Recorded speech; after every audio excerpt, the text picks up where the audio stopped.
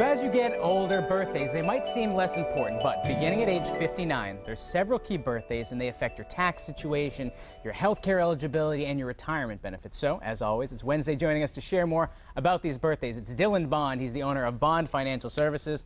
And he's getting ready because later we're going to have people from The Voice on. You're a big fan of The Voice. I am a big fan of The Voice, but there's a lot of stimulation going on between The Voice and music and the smell of the food from Today's a great day on the show. Family Roasters. It's going to be hard to get through these birthdays. No, but it's important. It's really important that everybody pays attention. Maybe grab a pen and pencil.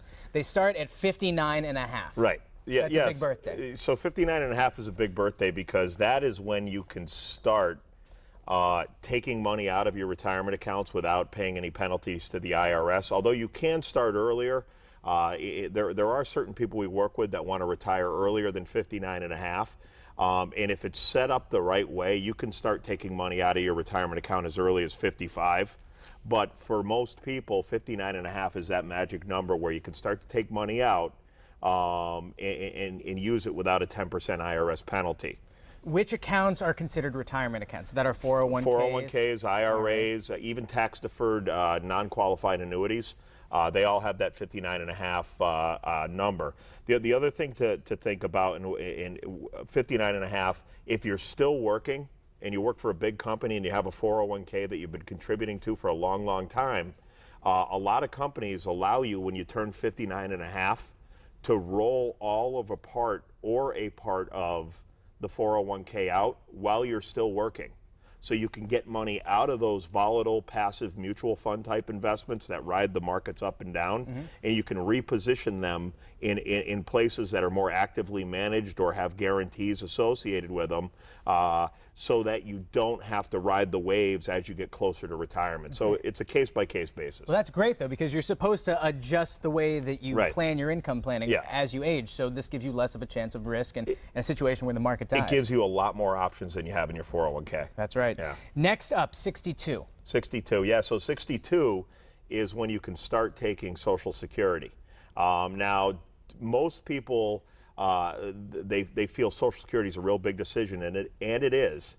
But what you have to know is that there's software out there now. We have software that we subscribe to that when we're working with a family and we're trying to get what they're doing now and when their retirement plan, we can plug all their Social Security information into a software. And based on everything else they have and what their income requirements are, we can determine when is the best time to take your Social Security. Should you wait till 66 or should you wait till 70? The longer you wait, obviously, the more you get, but keep in mind, if you wait longer, you're spending your own money down. And Social Security benefits don't pass on to your beneficiaries in most cases. Well, that's an interesting decision because let's say you get $1,600 and you get it every month. You're going to lose out on that money if you decide not to take it and opt for a higher payday later. So I guess you have to weigh what's more important. There's a lot of different strategies, and again, it's a case-by-case basis. So when we work with somebody and they come in, we're going to get their Social Security information. We're going to run it through the software, and it's going to talk about what is the way to most maximize your Social Security benefits based on your personal situation. Next up, happy birthday. You're 65. What do you need to know?